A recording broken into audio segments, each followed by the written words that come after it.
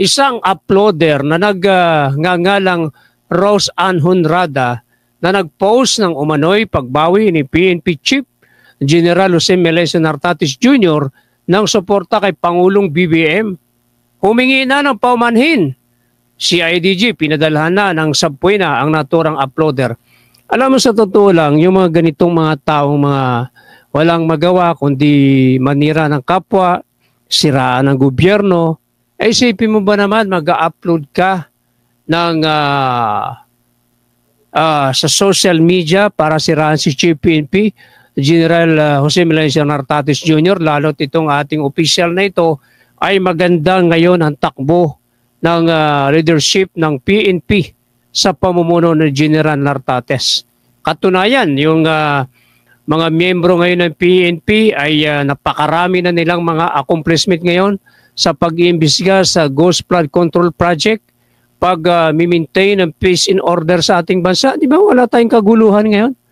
Tapos, ang isang PNP Chief General Jose Melesio Nartates Jr. ay i-issuehan mo na babawiin ang suporta ni General Nartates sa ating Pangulong BBM. Yan po'y malabo sapagkat una, loyal ang ating Chief PNP Nartates sa konstitusyon. Pangalawa, sa ating Pangulong Bongbong Marcos Jr. dahil yan po ang kanilang Commander-in-Chief, mga kababayan. Ang PNP Chief ay loyal po yan sa batas or sa konstitusyon. Hindi po kayang talikuran ni General Nartates ang kanyang sinumpaang tungkulin. Ito na yung pagkakataon para mas lalong pagandahin niya ang imahe ng PNP na minsan nang nadungisan sa panahon ng mga nagdaang PNP Chief. Panoorin natin ang balitang ito. Tayo aga, binawi na nga ng isang Rose Ann Honrada ang post nito sa kanyang social media page noong isang araw. Kaugnay sa umanay panghihikayat ni PNP Acting Chief Police Lieutenant General Jose Melesio Nartates Jr. sa mga sundalo at kapwa-pulis na wag sundin ang mga utos ni Pangulong Ferdinand Marcos Jr. Nakasaad pa sa naturang post na ang loyalty daw ng mga ito ay para sa Filipino nation at hindi sa mga magnanakaw sa kaban ng bansa.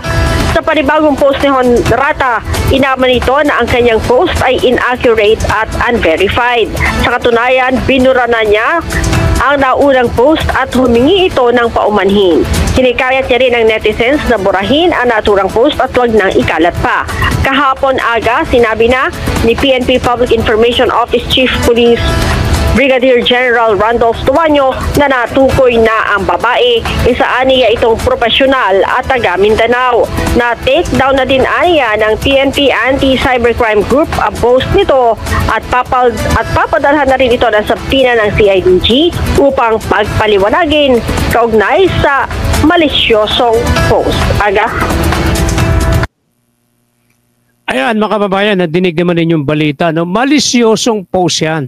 Kung kaya't dapat lamang kung tutusin, bukod sa binura na ni Honrada yung kanyang post na paninira sa ating PNP Chief General Jose Melesio Nartates Jr., abay dapat din po talaga itong kasuhan dahil hindi biro po ang social media, napakalaganap po niyan.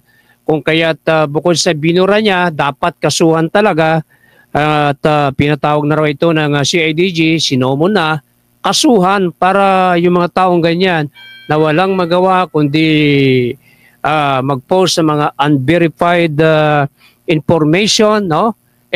Para magkaroon ng leksyon, magsilbing aral sa taong ito. Kaya kay General Nartates sa pamunuan ng PNP sa buong sa lahat ng miyembro ng PNP na umaabot sa 228,000, mabuhay kayo sa inyong mahusay na pagganap sa serbisyo sa pangunguna ng inyong PNP Chief, General Jose Melesio Nartates Jr.